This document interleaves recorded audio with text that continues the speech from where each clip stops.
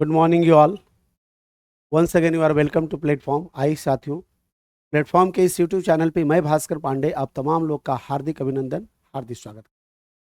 साथियों आइए जुड़िए और जुड़कर आज का सेशन का लाभ उठाइए। आज का सेशन में हम लोग पढ़ेंगे हिस्ट्री, पॉलिटी और सोशोलॉजी से संबंधित। जी हाँ, वैसे कैंडिडेट जो यूडीसी क्लर्क के इंटरव्यू में भाग लेने जा रहे हैं उन तमाम छात्रों के लिए यह वीडियो वरदान साबित होगा। अगर आप इसे पढ़ते हैं तो निश्चित ही यह वीडियो आपके लिए वरदान साबित होगा।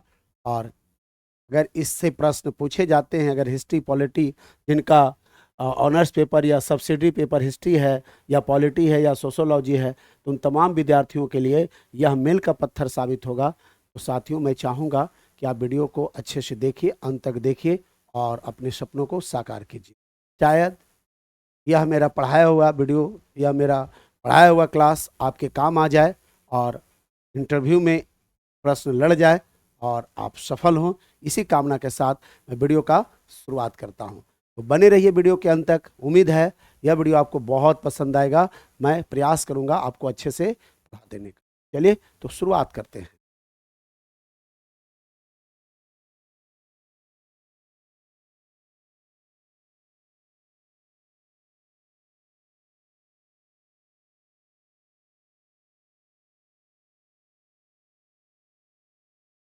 पहला प्रश्न है, सिंधु घाटी सभ्यता का मुख्य नगर कौन सा था? क्या बोलेंगे? मोहनजोदड़ो। ठीक है। सिंधु घाटी सभ्यता का मुख्य नगर कौन सा था? तो मोहनजोदड़ो। यानी मोहनजोदड़ो जो था वो क्या था? सिंधु घाटी सभ्यता का मुख्य नगर कहलाता था। ठीक है। थोड़ा सा उसके और बारे में जानते हैं। मोहनजोदड़ो जो वर्तमान में कहाँ उपस्थित है? अब अगर यहाँ से प्रश्न उठ करके आता है, प्रश्न पूछा जाता है कि आप मुझे मोहनजोदड़ो के बारे में बताइए कि वर्तमान में मोहनजोदड़ो कहाँ है, तो बता सकते हैं वर्तमान में मोहनजोदड़ो कहाँ है भाई? तो पाकिस्तान में है। ठीक है। चलिए आगे देखिए। सिंधु सभ्यता का सिंधु सभ्यता का सबसे विकसित नगर था। अब तीसरा प्रश्न यहाँ से निकल के आता है कि सिंधु सभ्यता का सबसे विकसित नगर के बारे में बताइए। सिंधु सभ्यता का सबसे विकसित नगर के बारे में बताइए। तो क्या बताइएगा कि सिंधु सभ्यता का सबसे विकसित नगर कौन था? तो मोहनजोदड़ो था। और मोहनजोदड़ो जो कि वर्तमान में कहाँ है? पाकिस्तान में। ठीक है ना। चलिए, यहाँ सुव्यवस्थित नालियां, स्नानागार और पक्की ईंटों के घर मिलते थे। अब चौथा प्रश्न यही से निकल के आता है कि मुझे सिंधु सभ्यता का उस नगर का नाम बताइए। मुझे सिंधु सभ्यता का उस नगर का नाम बताइए जहाँ सुव्यवस्थित क्या था? नालियां था, स्नानागार था और पक्की सड़कें थे, ईंटों के घर मिलते थे। ठीक है ना, पक्की ईंटों के घर मिलते थे। तो कहाँ था भाई? तो बता दीजिए, वो था मोहनजोदड़ो। वो क्या था? मोहनजोदड़ो। तो पांच प्रश्न यहाँ से निकल के आता है। पहला प्रश्न क्या है? तो सिंधु सभ्यता का मुख्य नगर कौन सा था? तो मोहनजोदड़ो था। दूसरा प्रश्न आता है मोहनजोदड़ो वर्तमान में कहाँ है? तो मोहनजोदड़ो वर्तमान में पाकिस्तान में है। तीसरा प्रश्न आता है कि सिंधु सभ्यता का सबसे विकसित नगर कौन था भाई? तो सिंधु सभ्यता का सबसे विकसित नगर मोहनजोदड़ो था। चौथा प्रश्न आता है कि आप एक सिंधु सभ्यता का नगर का नाम बताइए जो सुव्यवस्थित था, जहां स्नानागार भी था, नालियां भी सुदृढ़ था और पक्की इमारतें थी। तो वो कौन था? तो वह मोहनजोदड़ो था। तो 5 प्रश्न यहां से निकल के आता है। उम्मीद है साथियों इनमें से अगर इससे संबंधित अगर एक भी प्रश्न आपसे पूछा जाता है तो आप अच्छे से आंसर कर पाएंगे। ठीक है ना। चलिए अगला प्रश्न देखिए। मौर्य साम्राज्य की स्थापना किसने की? तो याद रखेंगे, मौर्य साम्राज्य यानी जो मौर्य वंश का आपने नाम सुना होगा, तो मौर्य वंश यानी मौर्य साम्राज्य की स्थापना किसने की थी भाई? तो मौर्य समाज की स्थापना किसने की थी? तो चंद्रगुप्त मौर्य ने की थी। चंद्रगुप्त मौर्य ने। ठीक है ना। अब ऐसे इससे प्रश्न पूछा जा सकता है कि आप बताइए चंद्रगुप्त किसकी स्थापना की थी? प्रश्न यहां से निकल के आ सकता है कि चंद्रगुप्त ने किसकी स्थापना की थी? तो चंद्रगुप्त ने मौर्य समाज की स्थापना की। दूसरा प्रश्न है कि मौर्य समाज की स्थापना किसने की थी? तो चंद्रगुप्त मौर्य ने की थी। तो 2 प्रश्न आपको उम्मीद है कि अच्छे से समझ गए होंगे। चलिए बात को आगे बढ़ाते हैं। 322 ईस्वी पूर्व में 322 ईस्वी पूर्व में चंद्रगुप्त ने मगध के नंद वंश को पराजित कर मौर्य साम्राज्य की स्थापना की थी। चौथा प्रश्न जो निकल के आएगा कि बताइए आप मुझे कि मौर्य वंश की स्थापना कब हुई? चौथा प्रश्न, तीसरा प्रश्न आता है कि मौर्य वंश की स्थापना कब हुई? तो 322 ईस्वी पूर्व। याद रखेंगे, मौर्य वंश की स्थापना कब हुई? 322 ईस्वी पूर्व हुई। और मौर्य वंश की स्थापना चंद्रगुप्त ने किसको हरा करके किया था? चौथा प्रश्न यहां से आता है कि चंद्रगुप्त मौर्य ने मौर्य वंश की स्थापना किसको हरा कर की थी भाई? तो याद रखेंगे नंद वंश को। किसको करेंगे? नंद वंश को। तो यहां से आप 4 प्रश्न क्या निकाल सकते हैं? पहला प्रश्न कि मौर्य वंश की स्थापना किसने की थी? तो याद रखेंगे मौर्य वंश की स्थापना चंद्रगुप्त मौर्य ने की थी। कब की थी? तो 322 ईस्वी पूर्व में की थी। चौथा प्रश्न आता है कि चंद्रगुप्त मौर्य ने किसको हराकर मौर्य वंश की स्थापना की थी? तो याद रखेंगे नंद वंश को हराकर मौर्य वंश की स्थापना की। ठीक है ना? तो इस प्रकार से 4 प्रश्न यहां से निकल के आता है। तो 4 4 8 प्रश्न, 8 9 प्रश्न आपके बीच में है ना, इस तरीका से आता है तो आप आसानी से बना सकते हैं। ठीक है ना? चलिए अगला प्रश्न देखिए, कहता है अशोक का सबसे प्रसिद्ध शिलालेख कहाँ स्थित है? अशोक, सम्राट अशोक का नाम आपने सुना होगा। तो कहता है कि सम्राट अशोक का सबसे प्रसिद्ध शिलालेख, सबसे प्रसिद्ध शिलालेख यानी उनके द्वारा लिखा गया है ना, शिला पर जो लिखा गया वो शिलालेख है ना। ठीक है, तो अशोक का सबसे प्रसिद्ध शिलालेख कहाँ स्थित है? तो कहाँ बोलेंगे? कलिंग शिलालेख। कौन सा शिलालेख?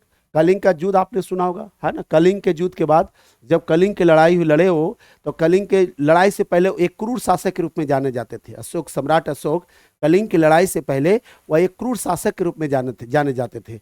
लेकिन जब कलिंग की लड़ाई में उन्होंने बहुत सारे निरपराध लोगों की हत्या कर दी, जिससे कि वहाँ के महिलाएं, वहाँ के बच्चे रोदन करने लगे, फुट फुट कर रोने लगे है ना। तो इससे जो है उनका हृदय परिवर्तित हो गया और वह फिर लड़ाई झगड़ा करना छोड़ दिए और छोड़ करके उन्होंने क्या किया? क्या किया भाई? तो उन्होंने बौद्ध धर्मों को अपना लिया।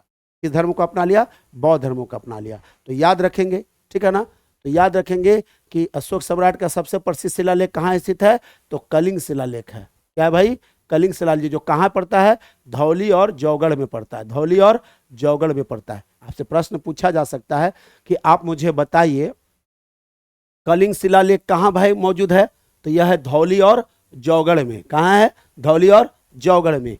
अब उसके बाद पूछता है कि अशोक का सबसे प्रसिद्ध शिलालेख क्या है भाई? तो कलिंग शिलालेख है। 2 प्रश्न समझिएगा। पहला प्रश्न, अशोक का सबसे प्रसिद्ध शिलालेख क्या है भाई? तो कलिंग शिलालेख है। और कहाँ है भाई? तो धौली और जौगढ़ में है। तो इस प्रकार से 2 प्रश्न यहां से निकल के आएगा। चलिए कुछ और आगे देखते हैं। कलिंग युद्ध के बाद अशोक ने अहिंसा और बौद्ध धर्म को अपनाने का निर्णय लिया। अब आपसे प्रश्न पूछा जा सकता है कि आप मुझे बताइए किस युद्ध के बाद सम्राट अशोक ने अधर्म का रास्ता छोड़ दिया और उन्हें स्वधर्म अपना लिया, यानी धार्मिक बन गए, और उन्होंने किस धर्म को अपनाया था? ठीक है ना। तो पहले अगर इस तरीका का प्रश्न आता है कि आप मुझे बताइए कि सम्राट अशोक ने किस लड़ाई के बाद अधर्म को छोड़कर धर्म का रास्ता अपनाया, तो बोलेंगे वो कलिंग का लड़ाई था, नहीं कलिंग का युद्ध था। चौथा प्रश्न निकल के आता है कि वह सम्राट अशोक ने किस धर्म को अपनाया था? तो याद रखेंगे सम्राट अशोक जो थे वो कलिंग लड़ाई के बाद उनका हृदय परिवर्तन हो गया और उसके बाद वो क्या किए? लड़ाई झगड़ा छोड़ करके और वो बौद्ध भिक्षुक बन गए। क्या बन गए भाई? बौद्ध भिक्षुक बन गया। उन्होंने क्या किया? बौद्ध धर्मों को अपना लिया। उम्मीद है 4-5 प्रश्न यहां से आपको समझ में आ गया होगा। ठीक है ना। चलिए, गुप्त काल को स्वर्ण युग क्यों कहा जाता है? गुप्त काल को स्वर्ण युग क्यों कहा जाता है? तो देखिए क्यों कहा जाता है भाई, तो यहां से प्रश्नों को समझेंगे। गुप्त काल को स्वर्ण युग क्यों कहा जाता है? तो कला, साहित्य, विज्ञान व व्यापार का उत्कर्ष। देखिए स्वर्ण युग गुप्त काल को इसलिए कहा जाता है, उस काल में क्या हुआ था? तो कला का प्रचलन हुआ, साहित्य प्रचलन हुआ, और विज्ञान और व्यापार का क्या हुआ? विज्ञान और व्यापार का क्या हुआ? उन्हें बिल्कुल प्रचलन में आया, यानी कहने मतलब विज्ञान डेवलप किया, अब व्यापार भी क्या किया? डेवलप किया, उत्कर्ष यानी आगे बढ़ा। ठीक है ना। तो इसीलिए गुप्त काल को स्वर्ण युग कहा जाता है। अब इसी तरीका से प्रश्न आपसे पूछा जा सकता है। क्या आपसे प्रश्न पूछा जा सकता है? आपसे प्रश्न पूछा जा सकता है कि आप मुझे स्वर्ण युग के बारे में बताइए। तो स्वर्ण युग किसे कहा जाता था भाई? तो स्वर्ण युग कहा जाता है गुप्त काल को। 2 प्रश्न निकलेगा। पहला प्रश्न, गुप्त काल को क्या कहा जाता है? तो स्वर्ण युग कहा जाता है। और दूसरा प्रश्न, स्वर्ण युग को कौन सा काल में हुआ था? कौन सा काल में स्वर्ण युग था? तो गुप्त काल में था। समझा रहे बात? तो स्वर्ण युग किस काल को कहा जाता है? तो गुप्त काल को कहा जाता है। और गुप्त काल को क्या कहा जाता है? तो स्वर्ण युग कहा जाता है। तो 2 प्रश्न यहां से निकल के आया। उम्मीद है ना। तीसरा प्रश्न आता है कि किस काल में कला,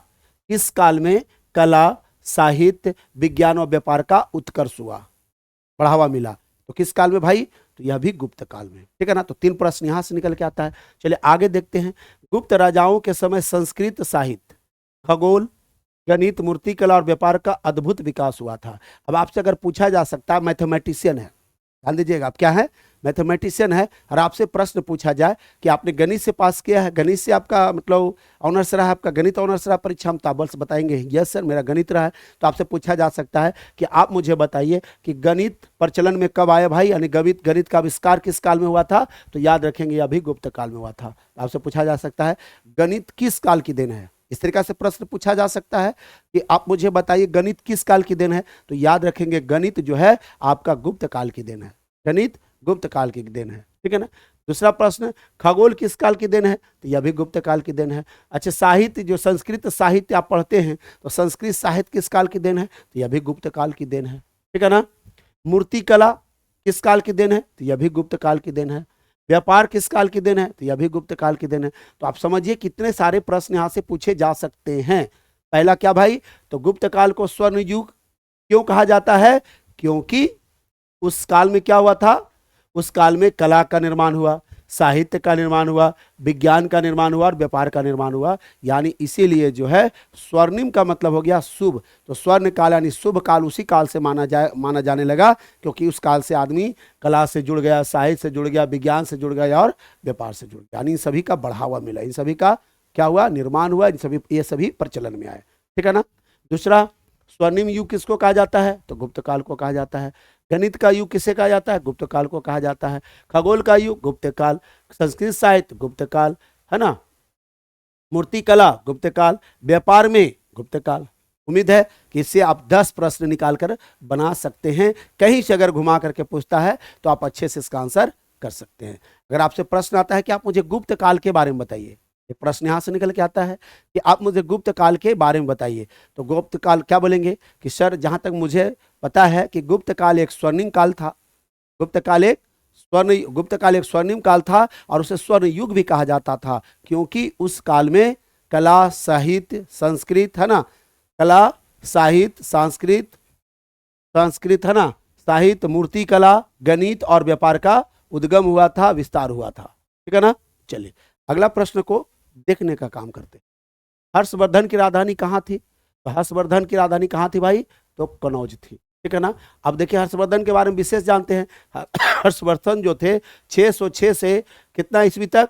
647 ईस्वी तक उन्हें क्या किया था? कनौज पर शासन किया था। कहाँ शासन किया था? कनौज पर शासन किया था। अब पूछ देंगे कि 600, इस तरीका से प्रश्न निकल के आ सकता है कि आप मुझे बताइए 606 से 647 तक जो है कनौज पर शासन किसने किया था? तो आप बता सकते हैं कि 606 से 647 तक कनौज पर शासन किसने किया था? तो हर्षवर्धन ने किया था। किसने किया था? हर्षवर्धन ने किया था। क्लियर है? तो यहाँ से प्रश्न, पहला प्रश्न क्या आ सकता है कि हर्षवर्धन की राजधानी कहाँ थी?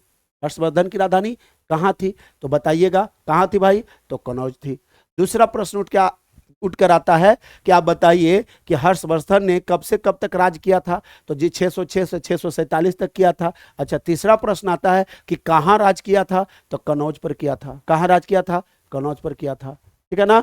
और चौथा प्रश्न आता है कि आप मुझे बताइए कि हर्षवर्धन जो था वो किस धर्म को अपनाया था? तो याद रखेंगे वो बौद्ध धर्म को अपनाया था। किसके संरक्षण में चला गया था भाई? किसके संरक्षण में? तो बौद्ध धर्म के। तो उन्होंने क्या किया? बौद्ध धर्म का विस्तार किया, यानी हर्षवर्धन भी क्या किए? उन्होंने भी बौद्ध धर्म को अपना लिया था। तो 4-5 प्रश्न यहां से निकल के आ सकते हैं। क्या क्या? पहला प्रश्न, हर्षवर्धन की राजधानी कहाँ थी? कनौज थी। दूसरा प्रश्न, हर्षवर्धन ने कनौज पर कितना दिन से कितना दिन तक शासन किया था? तो 604 से लेकर के 647 ईस्वी तक उन्होंने राज किया था। अच्छा, किस पर राज किया था? तो कनौज पर किया था, ठीक है। उसने किस धर्म को अपनाया था? हर्षवर्धन ने किस धर्म को अपनाया था भाई? तो याद रखेंगे हर्षवर्धन जो थे उन्होंने बौद्ध धर्म को अपनाया था। तो 4-5 प्रश्न यहां से निकल के आता है। उम्मीद है कि आपको अच्छे से समझ में आ रहा है, ठीक है ना। बात को आगे बढ़ाते हैं और अगला प्रश्न देखते हैं। खिलजी वंश का सबसे प्रसिद्ध शासक कौन था?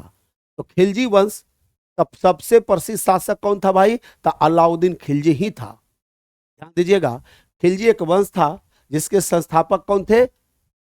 प्रसिद्ध शासक कौन थे? तो अलाउद्दीन खिलजी थे। खिलजी वंश के प्रसिद्ध सबसे प्रसिद्ध यानी मोस्ट फेमस, तो खिलजी वंश का सबसे जो प्रसिद्ध शासक कौन थे? तो याद रखेंगे अलाउद्दीन खिलजी ही थे। ठीक है ना। चलिए बात करते हैं दूसरा प्रश्न कैसे पूछा जा सकता है। तो पूछा जा सकता है अलाउद्दीन खिलजी के बारे में बताइए। अलाउद्दीन खिलजी के बारे में बताइए। तो क्या बताएगा कि अलाउद्दीन खिलजी जो थे वो क्या थे भाई? खिलजी वंश के सबसे प्रसिद्ध शासक थे। तो दो प्रश्न यहां से निकल के आता है। आगे बढ़ लेते हैं। उसने दक्षिण भारत तक अपना साम्राज्य फैलाया। अब पूछा जा सकता है आपसे अगला प्रश्न में कि आप मुझे बताइए अलाउद्दीन जो सबसे प्रसिद्ध शासक थे खिलजी वंश का, उन्होंने कहां से कहां तक अपना साम्राज्य फैला रखा था? तो दक्षिण भारत से फैलाया था, है ना। उसने दक्षिण भारत तक अपना क्या फैला रखा था? अपना साम्राज्य फैला रखा था और बाजार नियंत्रित कर अर्थव्यवस्था को मजबूत किया। आप अक्सर समझिएगा, आप अलाउद्दीन खिलजी के बारे में पूछा जा सकता है कि आखिर उसको सबसे बढ़िया शासक क्यों कहा जाता था? तो क्यों भाई? क्योंकि खिलजी वंश में क्या किया? खिलजी वंश यानी खिलजी वंश का वो सबसे प्रसिद्ध शासक था और क्या किया? खिलजी वंश में वो अपने शासन को मजबूत करने के लिए वो अपना क्या किया? अपना क्षेत्र दक्षिण भारत तक फैला दिया और क्या किया था? तो बाजार नियंत्रित कर वहाँ एक बाजार को सीमित कर दिया और वहाँ का अर्थव्यवस्था को क्या किया? मजबूत किया। यानी बाजार पे उन्होंने बढ़ावा दिया, यानी व्यापार को उन्होंने बढ़ावा दिया। किसने भाई? अब किसने? तो याद रखेंगे अलाउद्दीन खिलजी ने। अब पूछा जा सकता है, आपसे प्रश्न पूछा जा सकता है कि आप मुझे बताइए अलाउद्दीन का कुछ विशेषता। तो सबसे पहले उन्होंने क्या किया? अर्थव्यवस्था को मजबूत करने का काम किया। ठीक है ना। चलिए अगला कहता है पानीपत का पहला युद्ध कब और किसके बीच हुआ था? देखिए ये प्रश्न पूछे ही जाते हैं, ये प्रश्न आपके एग्जाम में पूछे ही जाते हैं। पानीपत का पहला युद्ध कब और किसके बीच हुआ था? तो देखिए याद रखेंगे पानीपत का पहला युद्ध 1526 ईस्वी में हुआ था। कब हुआ था भाई? पानीपत का पहला युद्ध 1526 ईस्वी में हुआ था। एक प्रश्न यहां से, ठीक है ना। पानीपत का पहला युद्ध कब? तो कब जो हुआ था? तो 1526 में हुआ था। और किसके बीच हुआ था? तो बाबर और इब्राहिम लोदी के बीच हुआ था। तो याद रखें किसके किसके बीच? बाबर और इब्राहिम लोदी। तो दो प्रश्न यहां से निकल के आता है। ऐसे पूछा जा सकता है कि आप मुझे बताइए कि पानीपत का पहला युद्ध किसके किसके बीच हुआ था? तो बाबर लोदी और इब्राहिम लोदी के साथ। बाबर और इब्राहिम लोदी के साथ, पहला प्रश्न। दूसरा प्रश्न कब हुआ था? तो 1526 ईस्वी में हुआ था। ठीक है ना। अब ऐसे तीसरा प्रश्न इसी से निकल के आ सकता है कि आप मुझे बताइए 1526 ईस्वी के बारे में। तो आप बताइएगा कि सर 1526 ईस्वी को क्या हुआ था? पानीपत की प्रथम लड़ाई हुई थी और किसके बीच? तो बाबर और इसके बाद बाबर और इब्राहिम लोदी के बीच। ठीक है ना। चलिए कुछ और इसके बारे में जानते हैं। इस युद्ध में बाबर ने तोपों का उपयोग कर, अब पूछा जा सकता है कि आप बताइए 1526 ईस्वी में बाबर ने क्या चीज का प्रयोग किया था? तो तोप का उपयोग किया था। बाबर लोदी ने क्या किया था? बाबर ने क्या किया था? तोप का उपयोग किया था और करके क्या किया? दिल्ली सल्तनत को समाप्त किया और मुगल साम्राज्य की नींव रखी। ठीक है ना। अब कहा जा सकता है कि आप बताइए मुगल साम्राज्य का नींव रखने वाले व्यक्ति का नाम बताइए। अगला प्रश्न आपसे पूछा जा सकता है कि आप मुझे मुगल साम्राज्य की नींव रखने वाले व्यक्ति का नाम बताइए। तो क्या बताइएगा कि मुगल साम्राज्य की नींव रखने वाले व्यक्ति का नाम क्या था? बाबर था। क्या था? बाबर था। कब भाई? तो 1526 ईस्वी में जब उनकी लड़ाई इब्राहिम लोदी से हुई तो उस समय उन्होंने क्या किया? तोपों का प्रयोग किया और दिल्ली सल्तनत यानी दिल्ली में जो राज कर रहे थे उसका सल्तनत को खत्म करके और फिर वहां पर क्या किया? उन्होंने मुगल साम्राज्य की नींव रखी। तो 4-5 प्रश्न यहां से निकल के आते हैं, तो निश्चित है कि आप बहुत अच्छे से कर पाएंगे। ठीक है ना। बात को आगे बढ़ाते हैं और अगला प्रश्न देखते हैं। अकबर द्वारा जारी दीन-ए इलाही क्या था? देखिए अकबर एक मुस्लिम शासक थे और उन्होंने एक धर्म चलाया था। उन्होंने क्या किया था? एक धर्म चलाया था और उस धर्म का नाम क्या रखा था? दीन-ए इलाही। क्या रखा था? दीन-ए इलाही। इस धर्म में क्या होता था? सबकी बातें सुनी जाती थी। इस धर्म में एक खूबी था, आपने सुना होगा कि अकबर ही एक ऐसा शासक था जो सबके प्रिय था। हिंदू मुस्लिम सिख ईसाई सबके प्रिय था। क्यों भाई? क्योंकि वो क्या होता था? वो सबकी बातों को सुनते थे, वो सारे लोगों की बातों को सुनते थे और इसीलिए उन्होंने एक धर्म चला दिया था दीन-ए इलाही। जिस धर्म में क्या होता था? सब धर्म के लोग आकर के अपनी बातें रखते थे, अपने पच की बातें रखते थे। ठीक है ना। तो उन्होंने क्या? तो पूछे अकबर के द्वारा जारी किया गया धर्म कौन सा था? तो दीन-ए इलाही था। ठीक है ना। चलिए अब दूसरा प्रश्न यहीं से निकल के आता है कि आप मुझे बताइए दीन-ए इलाही किसके द्वारा चलाया गया था? तो क्या बोलिएगा? अकबर के द्वारा चलाया गया था। अकबर के द्वारा चलाए जाने वाले धर्म का नाम बताइए, तो दीन इलाही था। तो 3 प्रश्न यहां से निकल के आते हैं। कुछ और इनके बारे में पढ़ते हैं। 1582 ईस्वी में, कब की बात है? 1582 ईस्वी में अकबर ने विभिन्न धर्मों को, तत्वों को मिलाकर, अभी मैंने कहा कि वो अलग अलग धर्म सबकी बात सुनते थे, सबकी बात को सुनते थे और सबका पक्ष को सुन करके फिर उस पर वो निर्णय देते थे। तो कब की बात है भाई? तो ये बात है 1582 ईस्वी में। तो 1582 ईस्वी में अकबर ने क्या किया? विभिन्न धर्मों के तत्वों को मिलाकर सांप्रदायिक एकता के लिए यह सिद्धांत बनाया। सांप्रदायिक एकता का मतलब जिसमें सबकी भलाई हो। उन्होंने एक धर्म चलाया, दीन इलाही, जिसमें सब धर्मों को जोड़ा गया और सब धर्मों की रक्षा के लिए, सब धर्मों की सुरक्षा के लिए, सब लोगों की सुरक्षा को मद्देनजर रख करके उन्होंने दीन इलाही धर्म का स्थापना किया था। ठीक है ना? ये कब की बात है? आपसे पूछा जा सकता था कि एक बात बताइए मुझे, दीन इलाही जो धर्म है, इस धर्म को कब चलाया गया? तो 1582 ईस्वी में। कब चलाया गया भाई? 1582 ईस्वी में। किसके द्वारा चला गया? तो अकबर के द्वारा चलाया गया। किसके द्वारा? अकबर के द्वारा। कौन सा धर्म चलाया गया? तो दीन इलाही चला गया। उसमें क्या था दीन इलाही में? तो सभी संप्रदाय के लोगों की बात को सुना जाता था, रखा जाता था उसमें, और उस पर फिर विचार किया जाता था। ठीक है ना? चलिए, यानी उस धर्म में सबको अपनी बात रखने की आजादी थी। उस धर्म की खासियत यही थी कि उसमें सभी की बातों को रखने की आजादी थी। ठीक। शिवाजी ने अफजल खान को कहां पर हराया? शिवाजी ने अफजल खान को कहां पर हराया? देखिए कहां पर हराया? तो प्रतापगढ़ किला में। कहां? प्रतापगढ़ किला में, याद रखिएगा। अब यहां से प्रश्न आता है कि प्रतापगढ़ किला पर किसको हराया गया था भाई? तो अफजल खान को हराया गया था। प्रतापगढ़ किला में किसको हराया गया था? प्रतापगढ़ किला पर किसको हराया? प्रतापगढ़ किला पर किसको हराया गया था? तो अफजल खान को। अब यहां से प्रश्न निकल के आता है कि अफजल खान को किसने हराया था? तो क्या बोलिएगा? शिवाजी ने हराया था। किसने हराया था? शिवाजी ने हराया था। कहां हराया था? तो प्रतापगढ़ के किला में हराया था। क्लियर है? आगे देखिए, ये कब की बात है? तो 1659 ईस्वी की बात है। कब की बात है? 1659 ईस्वी की बात है। 1659 ईस्वी में क्या हुआ था? तो शिवाजी और अफजल खान के बीच लड़ाई हुई थी। शिवाजी और अफजल खान के बीच लड़ाई हुई थी, जिसमें शिवाजी ने क्या किया था? अफजल खान को हरा दिया था। अरे लड़ाई कहां हुई थी? तो प्रतापगढ़ किला में हुई थी। ठीक, कब हुई थी? तो 1659 ईस्वी में हुई थी। तो यहां से भी प्रश्न निकल के आता है, यहां से भी प्रश्न निकल के आता है। तो आप 4-5 प्रश्न यहां से निकाल सकते हैं। शिवाजी ने सूझबूझ से अफजल खान को क्या किया था? पराजित कर मराठा शक्ति को सुदृढ़ किया। अब समझ सकते हैं कि शिवाजी ने किसको हराकर मराठा शक्ति को मजबूत किया? तो बता सकते हैं कि शिवाजी ने कब? 1659 ईस्वी में अफजल खान को हराकर अपने मराठा शक्ति को क्या किया था? सुदृढ़ किया था, यानी मजबूत किया था। ठीक है ना? तब यहां से प्रश्न आ सकता है कि शिवाजी ने कब मराठा शक्ति को सुदृढ़ किया था? तो उत्तर निकल के आ सकता है कि यह घटना जो है 1669 ईस्वी की है।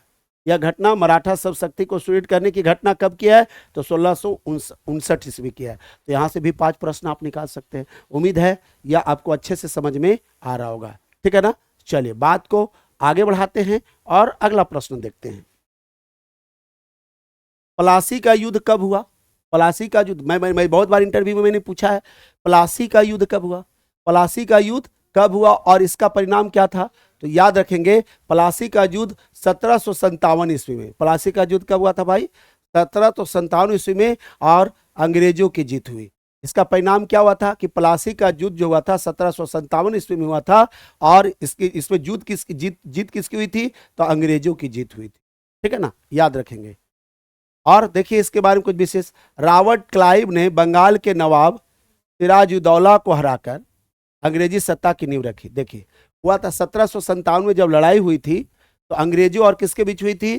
तो नवाब सिराजुद्दौला के बीच हुई थी। अब पूछा जा सकता है, आपसे प्रश्न पूछा जा सकता है कि 1757 में जो लड़ाई हुई थी, ये किसके किसके बीच हुई थी भाई? तो अंग्रेजों और सिराजुद्दौला के बीच हुई थी। नवाब सिराजुद्दौला और अंग्रेजों के बीच हुई थी, जिसमें कि नवाब सिराजुद्दौला को हरा दिया गया था, और हरा करके फिर किसकी सत्ता नींव रखी गई थी? तो अंग्रेजों ने क्या किया? अंग्रेजी सत्ता की नींव रखी थी। अंग्रेजी सत्ता की नींव रखी थी। कब की बात है? तो ये बात 1757 की है, ठीक है ना। तब यहाँ से 3-4 प्रश्न कैसे पूछेंगे? तो पहला तो प्लासी की लड़ाई कब हुई, प्लासी की युद्ध कब हुआ था? तो प्लासी की युद्ध कब हुआ भाई? तो 1757 में। तो एक प्रश्न यहाँ से आते हैं, पहला है ना, प्लासी की युद्ध 1757 ईस्वी में। दूसरा प्रश्न आता है, इसमें किसकी हार हुई? तो इसमें हार हुई थी किसकी? तो नवाब सिराजुद्दौला की हार हुई थी, नवाब सिराजुद्दौला की हार हुई थी। तीसरा प्रश्न आता है, किसके बीच हुई थी? तो अंग्रेजों के बीच हुई थी। चौथा प्रश्न आता है, अंग्रेजों ने उस लड़ाई को जीत करके क्या क्या किया था भाई? तो अंग्रेजी सत्ता का उन्होंने क्या किया था? तो नींव रखा था। 4-5 प्रश्न यहां से आते हैं, ठीक है ना। तो उम्मीद है कि आप अच्छे से समझ रहे होंगे, ठीक है ना। चलिए, वीडियो के साथ बने रहेंगे तभी आप डिटेल में अच्छे से कुछ सीख पाएंगे, ठीक है ना। मुझे उम्मीद है कि आपको यह वीडियो अच्छा लग रहा होगा। अगला देखिए, 1857 की क्रांति का प्रथम शहीद कौन सा माना जाता है? 1857 की जब लड़ाई हुई थी, क्रांति हुई थी, तब प्रथम शहीद किसे माना जाता है भाई? तो याद रखेंगे मंगल पांडे को। मैंने इंटरव्यू में बहुत सारे लोगों से प्रश्न पूछा है, 1857 में जब क्रांति हुई है ना, तो उसमें प्रथम शहीद कौन हुए थे? तो मंगल पांडे हुए थे। याद रखेंगे कौन हुए थे? मंगल पांडे हुए थे। चलिए, क्या था उस 1857 में? तो समझिएगा, 19 मार्च 1857 की घटना। यह घटना कब की है? 19 मार्च 1857 की घटना है। को क्या हुआ था? बैरकपुर छावनी में मंगल पांडे ने अंग्रेजी शासन के खिलाफ क्या किया था? विद्रोह किया था। जैसा सबको पता है कि हमारा भारत गुलाम हो गया था और यहाँ अंग्रेजों का शासन था, सत्ता था, जिसका विरोध 1857 में किसने किया था? मंगल पांडे ने किया था। किसने किया था? आप याद रखें कि 1857 की लड़ाई में, यानी क्रांति में, विद्रोह करने का काम किसने किया अंग्रेजों के खिलाफ? तो यहां से उत्तर निकल के क्या आएगा? मंगल पांडे ने। उस क्या हुआ था उस क्रांति में? तो भाई मंगल पांडे को क्या दी गई थी? तो उनको मतलब सजा दी गई, उनको फांसी दे दी गई मंगल पांडे को, है ना। चलिए, क्लियर है। भारतीय राष्ट्रीय कांग्रेस की स्थापना कब हुई? देखिए, मैंने बहुत बार इंटरव्यू पूछा है, सभी से मैंने इंटरव्यू में इस प्रश्न को पूछा है कि आप मुझे बताइए, जैसे कि आप जो पॉलिटिकल साइंस जिनका है, राजनीतिक विज्ञान है ना, जिनका विज्ञान राजनीतिक विज्ञान है, तो उनसे मैंने बहुत बार प्रश्न किया कि आप मुझे बताइए भारतीय राष्ट्रीय कांग्रेस की स्थापना कब हुई भाई? तो 1885 में हुई थी। याद रखिएगा कब हुई थी। तो जितने भी पॉलिटिक वाले हैं, जितने भी इकोनॉमिक्स पढ़े वाले हैं, पॉलिटिक्स वाले, पॉलिटिक्स जिनका सब्जेक्ट रहा है, तो अच्छे से करिए, फिर हिस्ट्री वाले अच्छे से इसको कर लीजिएगा। क्या भाई कि भारतीय राष्ट्रीय कांग्रेस की स्थापना कब हुई थी? तो 1885 में। चलिए, इसके बारे में कुछ और विशेष पढ़ते हैं। एओ ह्यूम की पहल पर, किसकी पहल पर आखिर 1885 में राष्ट्रीय कांग्रेस की स्थापना हुई थी? तो इसमें कौन पहल किए थे? कौन थे? तो भारतीय नेताओं ने, यानी एओ ह्यूम की पहल पर भारतीय नेताओं ने राष्ट्रीय आंदोलन के लिए इस पार्टी की स्थापना की थी। इसमें कौन पहल किए थे भाई? आगे कौन बढ़ के आए थे? तो एओ ह्यूम आए थे, एओ ह्यूम आए थे, और उन्हीं के मदद से भारतीय नेताओं ने क्या किया था? तो राष्ट्रीय आंदोलन के लिए इस पार्टी की स्थापना की थी। किसका भाई? तो राष्ट्रीय कांग्रेस की। कब की थी? तो कब की थी? 1885 ईस्वी को। किसके पहल पे की थी? तो एओ ह्यूम की पहल पर की थी। किसने की थी? तो भारतीय नेताओं ने की थी। किस लिए की थी? तो राष्ट्रीय आंदोलन के लिए की थी। 4-5 प्रश्न यहां से निकल के आते हैं, तो उम्मीद है कि आप अच्छे से कर पाएंगे, ठीक है ना। आगे देखते हैं, असहयोग आंदोलन का नेतृत्व किसने किया था? किसने किया था भाई? महात्मा गांधी ने। याद रखेंगे, असहयोग आंदोलन का नेतृत्व किसने किया था? महात्मा गांधी ने। कब किया था ये कहानी? 1920-22 में। कब किया था? 1920-22 में। गांधी जी ने ब्रिटिश शासन के खिलाफ सत्याग्रह आधारित जन आंदोलन चलाया था। कब की बात है यह? असहयोग आंदोलन के नेतृत्व किसने किया था? तो महात्मा गांधी ने। कब किया था? तो 1920-22 में, ठीक है। और गांधी जी ने किसके खिलाफ? तो ब्रिटिश शासन के खिलाफ। ये जो असहयोग आंदोलन चलाया गया था, किसके खिलाफ था? तो ब्रिटिश शासन के खिलाफ था। तो यहां से प्रश्न निकल के आ सकता है कि आप मुझे बताइए, ब्रिटिश शासन के खिलाफ महात्मा गांधी ने एक आंदोलन चलाया था। ब्रिटिश शासन के खिलाफ महात्मा गांधी ने एक आंदोलन चलाया था। क्या आप मुझे उस आंदोलन के बारे में बता सकते हैं? तो आप एकदम बताइएगा कि जी, कौन सा आंदोलन था वो? असहयोग आंदोलन था। कब की बात है? 1920-22 की बात है। उम्मीद है अच्छे से समझ में आ गया होगा। भारत छोड़ो आंदोलन कब शुरू हुआ भाई?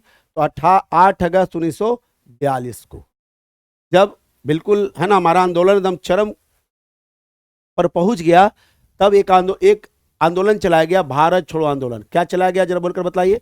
भारत छोड़ो आंदोलन कब चलाया गया? तो 8 अगस्त 1942 को चलाया गया। इसका क्या क्या नेतृत्व कौन करे थे, चलिए इसके बारे में हम जानते हैं विशेष। तो गांधी जी ने यह आंदोलन किसने चलाया था? भारत छोड़ो आंदोलन किसने चलाया था? तो गांधी जी ने चलाया था। और कब चलाया था? तो 8 अगस्त 1942 को चलाया था। क्या कहा था उसमें? करो या मरो, यानी जिसको इंग्लिश में कहते हैं डू एंड डाई के नारे के साथ अंग्रेजों से तत्काल भारत छोड़ने की क्या की थी? मांग की थी, है ना। गांधी जी ने क्या किया भाई? गांधी जी ने क्या किया था? भारत छोड़ो आंदोलन की शुरुआत की। कब? 8 अगस्त 1942 को, ठीक है ना। और गांधी जी ने उसमें क्या नारा दिया था? करो या मरो, ठीक है। और फिर उन्होंने क्या किया था? अंग्रेजों से क्या किया था? मांग किया था। क्या मांग किया था भाई? कि आप भारत छोड़ दीजिए। तो भारत छोड़ने के लिए अंग्रेजों से मांग कब किया गया था? तो कब किया गया था? भारत छोड़ो आंदोलन में किया गया था, जिसका शुरुआत 8 अगस्त 1942 को हुआ, ठीक है ना। चलिए, भारत का संविधान कब लागू हुआ? तो याद रखेंगे भारत का संविधान 26 जनवरी 1950 को लागू हुआ था। बनकर कब तैयार हुआ? सारा कहानी जानेंगे इसके अंतर्गत में। आपसे प्रश्न पूछा जा सकता है कि आप मुझे बताइए, जो गणतंत्रता दिवस मनाते हैं तो हमारा संविधान, आखिर गणतंत्रता दिवस क्यों मनाते भाई? तो उस दिन हमारा संविधान लागू हुआ था। तो संविधान जब लागू हुआ था तो कब लागू हुआ था? तो 26 जनवरी 1950 को लागू हुआ था। यही कारण से हम लोग हर साल 26 जनवरी मनाते हैं, ठीक है ना। अब इसके बारे में डिटेल जानते हैं कि संविधान, है ना, संविधान के बारे में और डिटेल जाता कहता है 26 नवंबर 1949 को संविधान अपनाया गया। देखिए बनकर कब तैयार हो गया था? तो 26 नवंबर 1949 को ही बनकर तैयार हो गया था। और 26 जनवरी 1950 से पूरे देश में इसको क्या कर दिया गया? लागू कर दिया। अब यहां से दो प्रश्न उठ के आ सकते हैं कि आप मुझे बताइए संविधान बनकर कब तैयार हो गया था? तो 26 जनवरी 1949 को ही बनकर तैयार हो गया था। 26 नवंबर 1949 को ही बनकर तैयार हो गया था और इसको अपनाया गया था, लेकिन उसको लागू नहीं किया गया था। बनकर तैयार गया था, रूपरेखा तैयार हो गया था, लेकिन इसको लागू कब किया गया भाई? तो 26 जनवरी 1950 को पूरे देश में इसको क्या कर दिया? कानूनन रूप से इसको लागू कर दिया गया। क्योंकि हुआ क्या था कि भारत आजादी के बाद भी अंग्रेजी शासन यहाँ चल रहे थे, यानी अंग्रेजों का ही कानून चल, अंग्रेज तो भारत छोड़कर 1947 को चले गए, लेकिन अपना संविधान लेकर नहीं, यानी उन्हीं का संविधान चल रहा था भारत में। लेकिन जब 26 जनवरी 1950 की बात आई, उस दिन क्या कर दिया गया? पूरे देश में भारत का संविधान को लागू कर दिया गया। पूरे देश में क्या कर दिया गया? भारत के संविधान को लागू कर दिया गया, ठीक है ना। और अंग्रेजों का जो अपना जो रूल था उसको खत्म कर दिया गया, ठीक है ना। चलिए, इस दिन को हम लोग क्या मनाते हैं? गणतंत्र दिवस के रूप में मनाते हैं, ठीक है ना। चलिए, अगला प्रश्न देखिए, भारतीय संविधान को संविधान सभा ने कब अपनाया भाई? तो भारतीय संविधान अभी हमने तुरंत पढ़ा था। भारतीय संविधान को संविधान सभा ने क्या, एक संविधान सभा बनाया गया था, तो संविधान सभा ने इसको क्या कब अपनाया था? तो 26 नवंबर 1949 को। यहां से प्रश्न आ सकता है कि आप मुझे बताइए संविधान सभा ने भारतीय संविधान को कब अपनाया था? तो 26 नवंबर 1949 को। लागू कब कर दिया गया? तो 26 जनवरी 1950 को, ठीक है ना। तो संविधान सभा ने 26 नवंबर 1949 को संविधान को क्या कर लिया था? अंगीकृत कर लिया था, स्वीकार कर लिया था। लेकिन इसको लागू कब किया? तो 26 जनवरी 1950 को।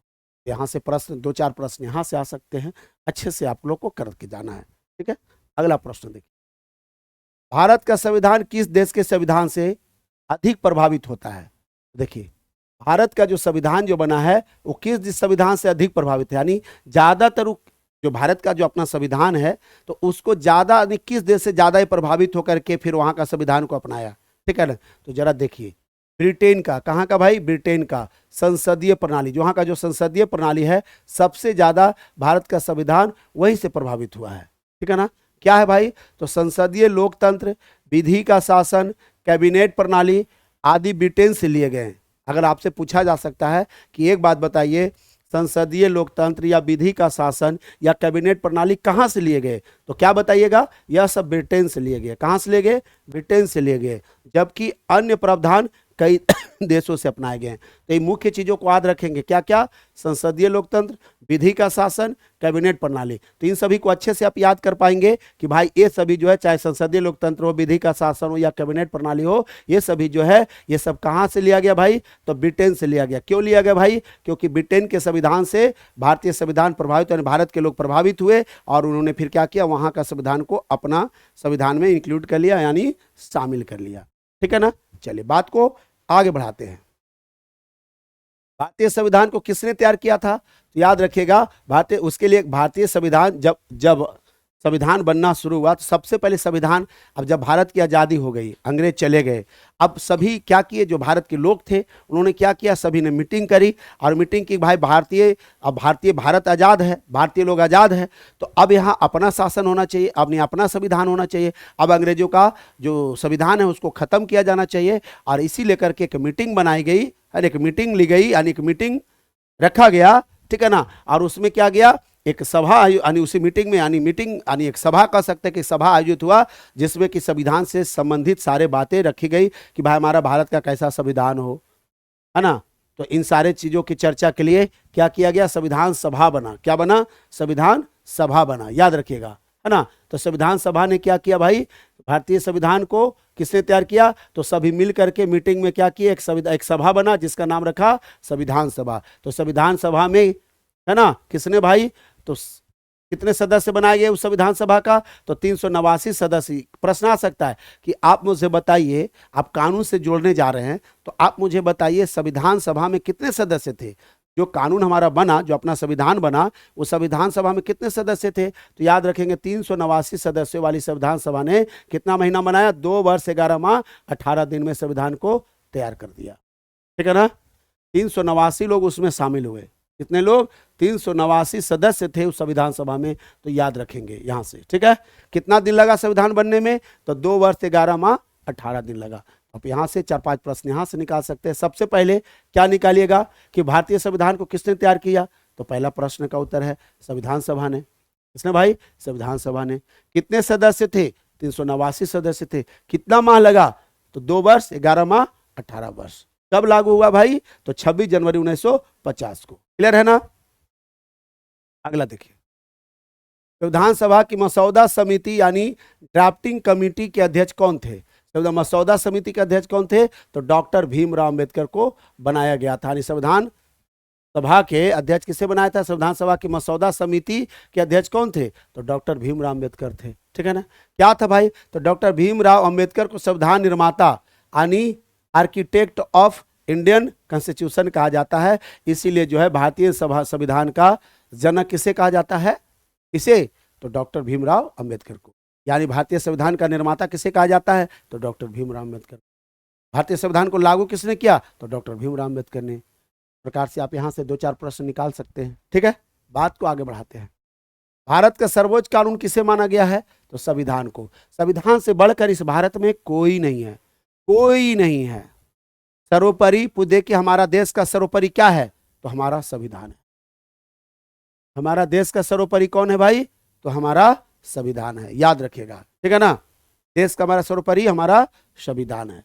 याद रखिएगा, संविधान से बढ़कर यहाँ कोई नहीं है। न राष्ट्रपति, न प्रधानमंत्री, न मुख्य न्यायाधीश, कोई नहीं है। सबसे सर्वोपरि हमारा देश का संविधान है। सभी को संविधान में रहकर ही कार्य करना पड़ता है। ठीक है ना? उम्मीद है अच्छे से समझ में आ गया होगा। तो संविधान का सर्वोच्च कानून है। संविधान ही देश का क्या है? सर्वोच्च कानून है। यहाँ किसी को भी सजा मिल सकती है, चाहे वो देश के राष्ट्रपति क्यों ना हो या प्रधानमंत्री क्यों ना हो। भैया याद रखेंगे, कानून ही सर्वोपरि है। ठीक है ना? जिसके विपरीत कोई भी कानून मान्य नहीं है। भाई कोई भी हो, कानून के खिलाफ जाएगा तो उसको सजा दी जाएगी। ठीक है? तो सर्वोपरि क्या है? हमारा संविधान है। चलिए अगला प्रश्न, संविधान में मूल अधिकार कितने हैं? देखिए, बहुत बार मैंने प्रश्न किया है, बहुत बार। जब भी इंटरव्यू देने वाले बैठते थे तो जनरली मैं पूछ ही लेता था कि संविधान में मूल कितने अधिकार हैं? तो याद रखिएगा 6 अधिकार है। कितने हैं? मूल रूप से 7 थे, लेकिन उसको खत्म करके अब कितने भाई? तो 6 अधिकार थे। याद रखेंगे। चलिए, 44वें संशोधन 1978 के बाद संपत्ति का अधिकार मौलिक अधिकार न रहकर यह कानूनी अधिकार बन गया। याद रखिए, पहले 7 थे। जब संविधान बना था तो मौलिक अधिकार कितने थे? 7 थे, लेकिन फिर ये 44वें संशोधन यानी 44वां जब मतलब संशोधन मतलब उस बहुत 44 बार उसको संशोधित किया गया, यानी संविधान जब बना तो उसमें काट छाट भी होते रहे, है ना, हर चीज बनता है तो उसमें कुछ कमी कुछ खूबी होते हैं। तो वही में जो 44वां जब संशोधन हुआ, कब की बात है, यह बात है 1978 का। तो 78 के बाद संपत्ति का अधिकार जो था वो भी एक मौलिक अधिकार था, है ना, तो याद रखेंगे वो मूल अधिकार था, लेकिन उसको मूल अधिकार से हटा करके उसको क्या कर दिया गया, कानूनी अधिकार कर दिया गया, सब कानून के अंदर चला गया, ठीक है ना। चलिए, भारत के राष्ट्रपति को हटाने की प्रक्रिया को क्या कहा जाता है, महाभियोग। यानी कहने का मतलब है कि अगर आप भारत के राष्ट्रपति को हटाना चाहते हैं, अगर कोई भारत के राष्ट्रपति को हटाना चाहता है तो भारत को राष्ट्रपति को क्योंकि पता है हमारा देश का प्रथम नागरिक राष्ट्रपति होते हैं, कानूनन प्रधान राष्ट्रपति होते हैं। तो राष्ट्रपति क्या है भाई, कानून के बाद सर्वोच्च है, सबसे सर्वोच्च, हमारे सबसे ऊपर क्या है, हमारा देश का कानून है, और उसके बाद हमारे देश के राष्ट्रपति हैं, उसके बाद ही कोई है, यह है कानूनी रूप से, कार्यवाहिक रूप से प्रधानमंत्री है, ठीक है। जबकि तो हम कानून की बात कर, हम लोग कोर्ट जा रहे हैं, कानून की बात कर रहे हैं, यहाँ कहानी चल रही है कानून से संबंधित। तो समझने का प्रयास करना है कि अगर मान के चलिए हमारे देश के राष्ट्रपति को हटाना हो, किसी परिस्थिति में हटाना हो, संविधान तोड़ा हो या कोई भी ऐसा परिस्थिति बना हो, तो उसको उनको हटाने के लिए क्या करना होगा, तो उन पर एक महाभियोग लगाना होगा। क्या लगाना होगा, महाभियोग लगाना होगा। अब महाभियोग का मतलब क्या होगा, उन पर कोई आरोप लगाना, बड़ा सा कोई आरोप लगाना होगा, और आरोप लगा करके फिर उनको किसके अनुच्छेद 61 के अंतर्गत, एक वर्णन किसमें है, तो अनुच्छेद 61 के अंतर्गत संसद के दोनों सदनों द्वारा विशेष बहुमत से यह प्रक्रिया पूरी हो सकती है, उनको कार्य से हटाया जा सकता है, उनको पद मुक्त किया जा सकता है, उनको क्या किया जा सकता है, पद मुक्त किया जा सकता है। यह आपका किसमें मिलता है भाई, यह कानून किसमें लिखा हुआ है, 61 में लिखा हुआ है, याद रखेंगे। यानी आपसे ऐसे प्रश्न पूछे जा सकते हैं कि आप मुझे बताइए अनुच्छेद 61 में क्या लिखा हुआ है। तो अनुच्छेद 61 में लिखा हुआ है कि दोनों सदनों की सम्मति से, सर्वसम्मति से, दोनों सदनों की सर्वसम्मति से भारत के राष्ट्रपति को महाभियोग लगाकर, उन पर कोई बड़ा आरोप लगाकर उनको सेवा से पदमुक्त किया जा सकता है, ठीक है ना। लोकसभा के सदस्य अधिकतम कितने हो सकते हैं भाई, तो 552 है। लोकसभा के अधिकतम सदस्य कितने हैं, 552 है। चलिए आगे बढ़ते हैं। संविधान के अनुसार अधिकतम 530 सदस्य राज्यों से, एक राज्य से, संविधान के अनुसार अधिकतम कितने सदस्य हो सकते हैं एक राज्य से, सदस्य राज्यों से 20 केंद्र शासित प्रदेशों से और 2 एंग्लो इंडियन राष्ट्रपति द्वारा नामित हो सकते हैं। अब नामांकन का प्रधान समाप्त हो गया, अब कोई नामांकन नहीं होता है, नामांकन वाला ये सिस्टम खत्म हो गया, ठीक है ना, समझिएगा।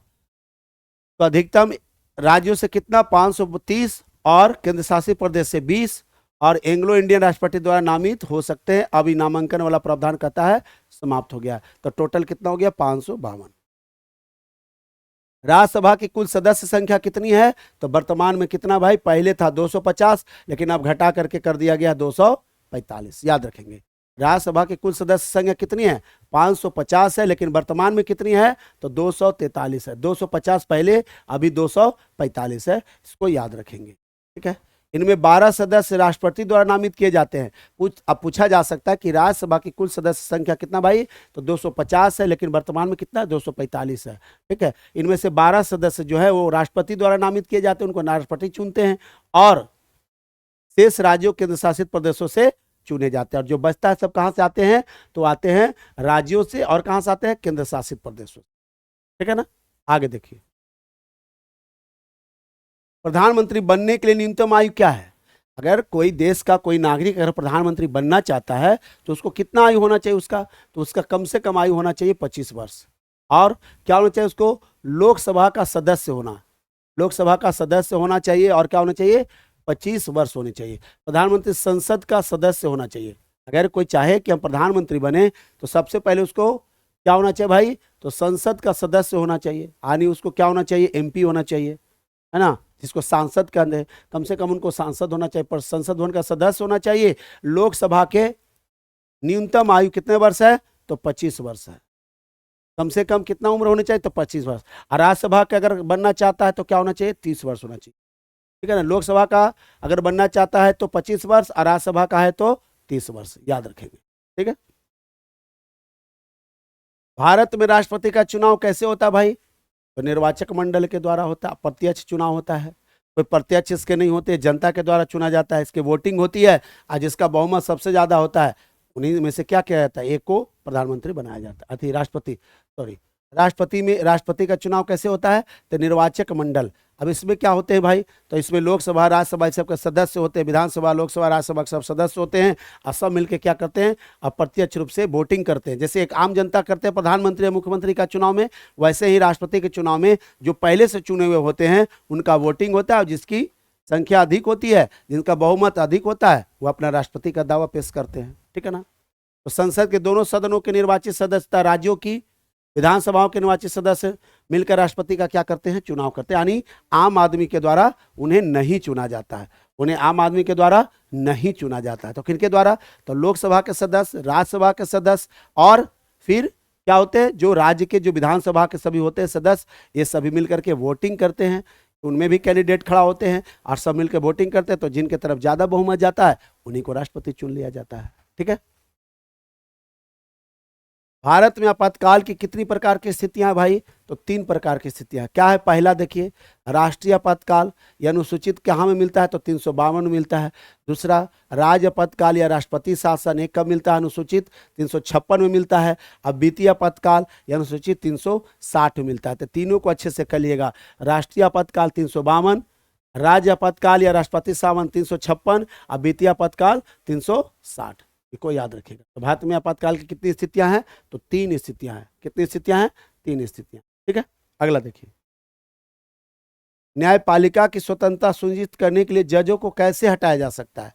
अब मान के चलिए, अब कोई जज है, मुख्य जज है या जजेज जो होते हैं वो क्या हो गए, पद भ्रष्ट हो गए, घूस लेते हुए पकड़ा गया। तो घूस लेते हुए जब पकड़ा गए तो उन पर क्या लगाया जाएगा, तो महाभियोग लगाया जाएगा, यानी बड़ा सा उन पर आरोप लगाया जाएगा। और आरोप लगा करके फिर क्या करेंगे भाई, तो संसद के दोनों सदनों में विशेष बहुमत से ही उच्चतम न्यायालय के और उच्च न्यायालय के जजों को क्या किया जा सकता है, हटाया जा सकता है। ठीक है ना। चलिए, भारत में मूल कर्तव्य किस संशोधन से जुड़े गए, तो भारत के मूल कर्तव्य किस संशोधन से भाई, तो 42वां संविधान संशोधन 1976 से। भारत में जो मूल कर्तव्य के जो हुए ना, मूल कर्तव्य में आया ना भाई, कितना 7वां जो हटाया गया, तो 42वां संशोधन 1976 के लिए। ठीक है। 10 मूल कर्तव्य जोड़े गए थे। कितने जोड़े गए थे, 10 मूल कर्तव्य जोड़े गए थे। 86वें संशोधन 2002 से एक और कर्तव्य शिक्षा दिलाना जोड़ा गया, यानी कुल कितने हो गए, तो 11 मूल कर्तव्य हमारे कितने हैं, तो 11 हैं, याद रखें। ठीक है। भारत में पंचायत राज व्यवस्था किस अनुच्छेद से जोड़ी गई है, तो 243 से 243 तक, 243 से 243 तक। 73वें संविधान संशोधन कब की बात है भाई, तो 73वें संविधान संशोधन 1992 से पंचायतों को संवैधानिक दर्जा मिला और 3 स्तरीय व्यवस्था लागू हुई। पंचायत राज व्यवस्था की अनुच्छेद से जुड़ी है, तो 243 से जुड़ी। ये कब किया, तो 73वें संविधान संशोधन में 1992 से हुआ। समाजशास्त्र शब्द का प्रयोग सबसे पहले किसने किया, तो अगस्त काम्ट ने किया। किसने किया, समाजशास्त्र शब्द का। अब जैसे आप सोशियोलॉजी करके जा रहे हैं, है ना, आप सोशियोलॉजी करके जा रहे हैं, तो आपको पता होना चाहिए कि समाजशास्त्र शब्द का प्रयोग सबसे पहले से, यानी कह सकते हैं कि समाजशास्त्र का पिता किसे कहा जाता है, तो अगस्त काम्ट को कहा। ठीक है। चलिए, 1839 में अगस्त काम्ट ने सोशियोलॉजी शब्द का प्रयोग कर समाज का वैज्ञानिक अध्ययन आरंभ किया। तो ये कब की बात है, 1839 की बात है। अगस्त काम्ट ने क्या चीज का शब्द का प्रयोग किया, सोशियोलॉजी, जिसका मतलब होता है सामाजिक विज्ञान। देखिए, सोशो मतलब सामाजिक और लॉजी मतलब ज्ञान, समाज के बारे में जो ज्ञान दे वो सोशियोलॉजी कहलाता है। तो शब्द का समाज का वैज्ञानिक अध्ययन आरंभ किया। ठीक है ना। आगे देखिए, समाज शास्त्र को किस प्रकार का विज्ञान कहा जाता है, इसको कहा जाता है सामाजिक विज्ञान, है ना। बताया कि सोशो मतलब समाज और लोजी माने ज्ञान, तो जो समाज का ज्ञान दे वही सामाजिक विज्ञान है। तो यह मानव समाज, उसके संबंधों, संस्थाओं और प्रक्रियाओं का वैज्ञानिक विश्लेषण करता है। कौन भाई, सामाजिक विज्ञान का काम क्या है हमारे समाज में, तो यह मानव का समाज, यानी मानव समाज, उसके संबंधों और संस्थाओं और प्रक्रियाओं का वैज्ञानिक विश्लेषण करता है, इसलिए उसका नाम क्या पड़ गया, तो सामाजिक विज्ञान। ठीक। समाज का मूल आधार क्या है, पारस्परिक समझ। समाज में क्या होता है, पारस्परिक संबंध है। पारस्परिक का मतलब भाई लेन देन। जैसे मान आज मैंने आपको खिलाया, कल आप मुझे खिलाया, यही तो समाज है। गोतियागिरी जिसको कहते हैं बिहारी भाषा में, गोतियागिरी, यही समाज है हमारा। ठीक है ना। तो समाज केवल लोगों का समूह नहीं, बल्कि उनके बीच आपसी संबंधों और अंतःक्रियाओं का नेटवर्क है। आज मैं आपके काम आया, कल आप मेरे काम आए, कल मैं आपके काम आया, आज आप मेरे काम आए। यही तो हमारा समाज है। संस्कृति क्या है? तो मानवीय जीवन शैली का समग्र रूप, संपूर्ण रूप को ही क्या कहा जाता है? मानवीय जीवन शैली का समग्र यानी सारा रूप को ही क्या कहते हैं? संस्कृति कहते हैं। इसमें विश्वास, मूल्य, रीति रिवाज, कला, ज्ञान और परंपराएं शामिल होती है। संस्कृति में क्या क्या होता है भाई? तो सबसे पहले विश्वास, मूल्य, रीति रिवाज, कला, ज्ञान और परंपराएं शामिल होती है, जो पीढ़ी दर पीढ़ी स्थानांतरित क्या होती रहती है। क्लियर है? तो दिक्कत?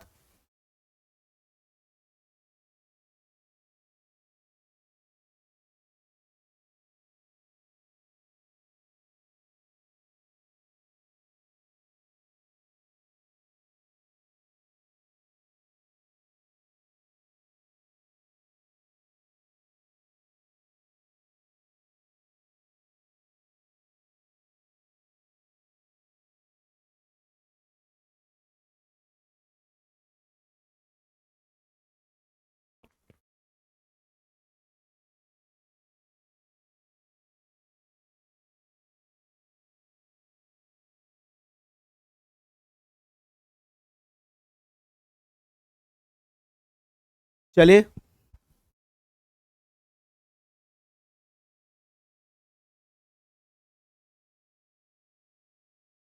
चलिए आइए बात करते हैं अगला प्रश्न का। अधिसंस्कृति किसे कहते हैं? तो अधिसंस्कृति के बारे में समझिए। किसी बड़े समाज के भीतर अलग मूल्य और रीति अपनाने वाला समूह को क्या कहते हैं? अधिसंस्कृति। देखिए यहाँ क्या होता है, देखे होंगे कि बड़े बड़े की बड़े लोगों की बड़ी बात। तो भाई जो बड़े लोग का अपना एक अपना संस्कृति हो जाता है, अपना कल्चर एडवांस कल्चर है। एक नॉर्मल जो कल्चर होता है वो अधो संस्कृति, जो सब में नहीं होता है। वैसा संस्कृति जो सबके लिए बराबर नहीं है वो अधो संस्कृति कहलाता है। ठीक है। जैसे युवा संस्कृति, आदिवासी संस्कृति, युवा का अपना संस्कृति होता है, आदिवासी का अपना संस्कृति होता है। ये मुख्य धारा से क्या होते हैं? अलग कुछ विशिष्ट विशेषताएं बना के रखते हैं। भाई अब युवा लोग का देखिएगा अलग है आजकल पहनावा, उनका अपना जीने का तरीका है, बुजुर्गों का अपना है, आदिवासी का एक अपना संस्कृति है। ठीक है ना। तो मुख्य धारा जो मेन संस्कृति है उससे क्या है भाई? तो अपने आप को क्या करते हैं? थोड़ा अलग बना के रखते हैं।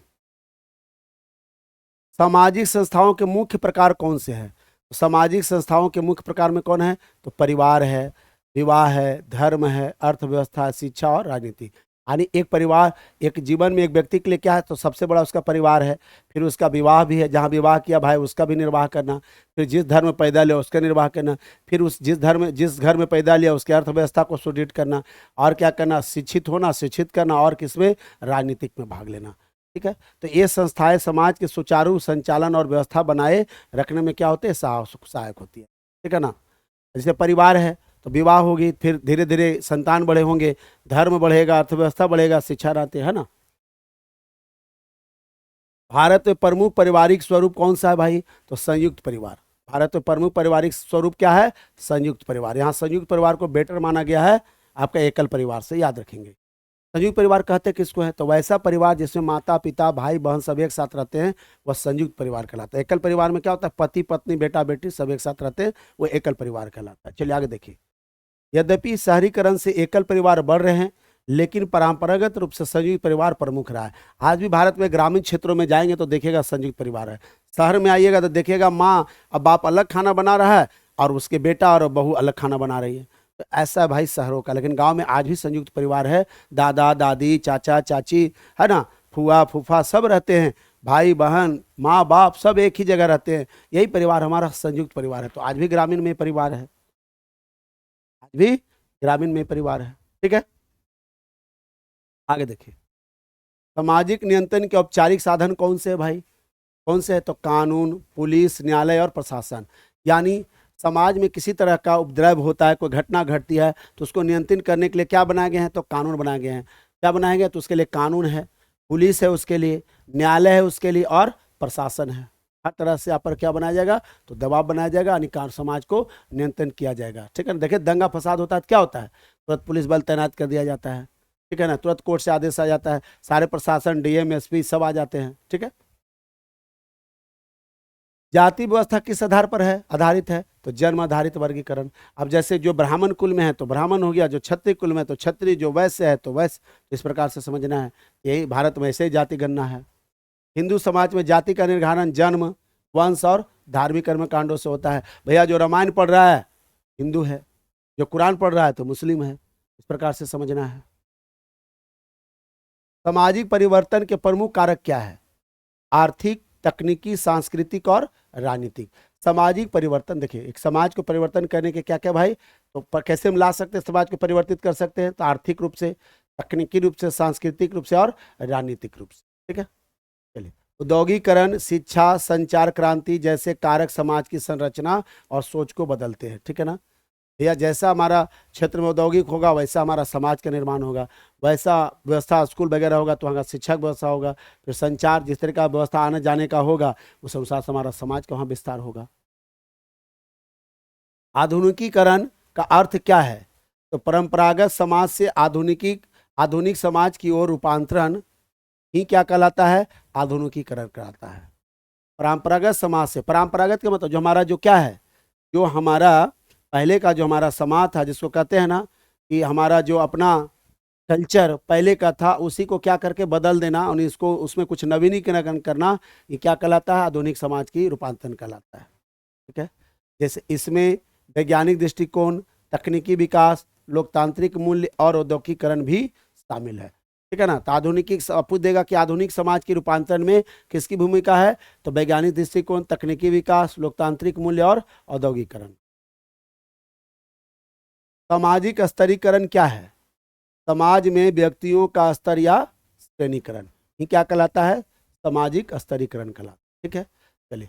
धन, शक्ति, शिक्षा, जाति और वर्ग के आधार पर लोगों को उच्च नीच में बांटना ही क्या कहलाता है? सामाजिक स्तरीकरण कहलाता है। समाज का एक अपना स्तर है। अब जो पैसा वाला है तो धनवान है, जो बाहुबली है वह शक्तिशाली है, जो पढ़ा लिखा वह शिक्षक है। जाति है, जाति के आधार पर या वर्ग के आधार पर लोगों को क्या कर दिया गया है? बांट दिया गया। ठीक है, सामाजिक गतिशीलता का अर्थ बताइए। व्यक्ति या समूह का सामाजिक स्थिति बदलना, यही हमारा सामाजिक गतिशीलता है। जैसे गरीब व्यक्ति शिक्षा व मेहनत से उच्च वर्ग में आ जाए तो यह उधर्व गतिशीलता कहलाती है। क्या कहलाती है? उधर्व गतिशीलता। वो देखिए उधर्व गतिशीलता क्या है भाई, तो जब कोई गरीब अपने मेहनत और शिक्षा के दम पर उच्च वर्ग में शामिल हो जाता है, वही क्या कहलाता है? उधर्व गतिशीलता। जैसे जीतन राम मांझी को उठाइए, जीतन राम मांझी एक मुसहर परिवार से आते हैं और अपने उच्च शिक्षा के दम पर, अपने उच्च शिक्षा और मेहनत के दम पर आज क्या हो गए? वो बिहार के मुख्यमंत्री रहे। अब है ना, तो उनका क्या हो गया भाई, तो निश्चित है वो नीच वर्ग से अब किसमें चला है? उच्च वर्ग में आ गए। वैसे को क्या कहा जाता है? उधर्व गतिशीलता कहा जाता है, याद रखेंगे। लैंगिक असमानता क्या है? ये बार बार देखिए मैंने बहुत बार इंटरव्यू में पूछा भी है, अब पूछा जाता है। पुरुष और महिला के बीच असमान अवसर को क्या कहते हैं? लैंगिक असमानता कहते हैं। देखिए जैसे शिक्षा में आज भी देखिए महिलाएं पीछे है, रोजगार में आज भी पीछे है, वेतन में भी। आज देखिएगा कहीं पे कोई लड़की काम करेगी तो उसको 5,000 में 6 घंटा खटावेगा, कोई लड़का रहेगा तो 2 घंटा का 5,000 6,000 लेगा। और निर्णय लेने में महिलाओं को कम अवसर मिलना इसका उदाहरण है। जैसे बहुत सारे घरों में आज भी महिलाओं को अवसर नहीं मिलता है, आज भी महिलाओं को अवसर नहीं मिलता है। ठीक है ना। शहरीकरण क्या है? ग्रामीण जनसंख्या व शहरों में स्थानांतरण को क्या कहते हैं? शहरीकरण कहते हैं। क्या कहते हैं? शहरीकरण करते हैं, याद रखेंगे। उद्योग और रोजगार के अवसरों के कारण लोग शहरों की ओर पलायन करते हैं, जिससे शहरी क्षेत्र का विस्तार होता है। शहरी क्षेत्र का विस्तार होता है, उसी को क्या कहते हैं? शहरीकरण कहते हैं। सामाजिक आंदोलन किसे कहते हैं? सामूहिक परिवर्तन के लिए संगठित प्रयास को क्या कहते हैं? सामाजिक आंदोलन कहा जाता है। जैसे नारी मुक्ति आंदोलन, पर्यावरण आंदोलन, दलित आंदोलन इत्यादि। ठीक है ना, ये हमारा क्या है? तो ये हमारे सामाजिक आंदोलन। समाजीकरण का उद्देश्य क्या है भाई? तो समाज के मूल्यों और नियमों को सीखना ही क्या कहलाता है? समाजीकरण कहलाता है। यानी समाज के मूल्य, समाज का क्या कीमत है और उसके क्या नियम है, इन सभी को सीखना ही क्या कहलाता है? समाजीकरण कहलाता है। उसमें कौन कौन आता है? तो परिवार, स्कूल, मित्र, मीडिया, है ना, इन सभी माध्यमों से व्यक्ति समाज के नियम और संस्कार को क्या करता है? अपनाता है। धर्म का समाज में क्या महत्व है? याद रखें, नैतिक अनुशासन व एकता बनाए रखना। जब तक धार्मिक आदमी नहीं होगा तब तक उसमें नैतिकता नहीं आएगा और फिर वो अपने आप में अनुशासन में नहीं रहे, क्योंकि हर धर्म में सबसे पहले सिखाया जाता है नैतिकता और अनुशासन। जैसे कि मान के चले मुस्लिम धर्म में क्या है, बुर्का पहनना उनकी एक नैतिकता है ना। हिंदू धर्म में क्या है भाई, सुबह से उठ के पूजा करना नैतिकता है, और यही क्या करता है, अनुशासन को बनाए रखता है। ठीक है, तो धर्म लोगों को आचार संहिता, सदाचार और सामाजिक सहयोग के लिए प्रेरित करता है। ग्राम सभा की विशेषता क्या है, तो ग्राम सभा क्या करता है, आत्मनिर्भरता और परस्पर सहयोग करता है। ग्राम सभा जब उसमें क्या होता है कि कौन गरीब है, कौन अमीर है, किसको मिलना चाहिए, किसको नहीं मिलना चाहिए, है ना, ये सभी किस पर निर्भर है, तो ग्राम सभा पर। तो पारंपरिक भारतीय गांव कृषि आधारित और सामूहिक निर्णय व्यवस्था वाले होते हैं, जिसको क्या कहा जाता है, ग्राम सभा कहा जाता है। वैश्वीकरण का समाज पर क्या प्रभाव है, क्या है भाई वैश्वीकरण, तो देखिए सांस्कृतिक आदान प्रदान और आर्थिक परस्परता ही क्या कहलाता है, वैश्वीकरण कहलाता है। वैश्वी बना वैश्य, वैश्य का मतलब होता है बिजनेस। ठीक है, यह विश्व को एक वैश्विक गांव में बदल रहा है, जिससे रोजगार अवसर और सांस्कृतिक मिश्रण बढ़ा है, परंतु स्थानीय परंपराओं पर भी असर पड़ा है इससे। चलिए, मुझे उम्मीद है कि यह वीडियो आपको पसंद आया होगा। अगर आपको यह वीडियो पसंद आए तो आप इसे अपने ग्रुप में शेयर कर दीजिए, अपने लोगों तक पहुंचाइए, ताकि आपके साथ साथ आपसे जुड़े लोग भी इससे फायदा उठाएं। इसी कामना के साथ मैं आज का वीडियो यानी आज का सेवा यही समाप्त करता हूं, और मुझे उम्मीद है कि आप इस वीडियो को देख करके अपने इंटरव्यू, जिसका कि आप वर्षों से इंतजार कर रहे थे, बहाली 22-21-22 में आई थी और तब से आप इंतजार कर रहे थे परीक्षा का, और परीक्षा भी आप पास कर लिए, और अब है बस आखिरी चरण का आपके इंटरव्यू का। तो मुझे उम्मीद ही नहीं, पूर्ण विश्वास है कि आप अपने इंटरव्यू में ज़रूर सफल होंगे, और आप जिस लिए परीक्षा दिए उसमें आपको कामयाबी मिलेगी। इसी शुभकामनाएं के साथ मैं आज का क्लास को यहीं पे समाप्त करता हूं। तब तक हमारे साथ बने रहने के लिए बहुत बहुत धन्यवाद। जय हिंद, जय भारत।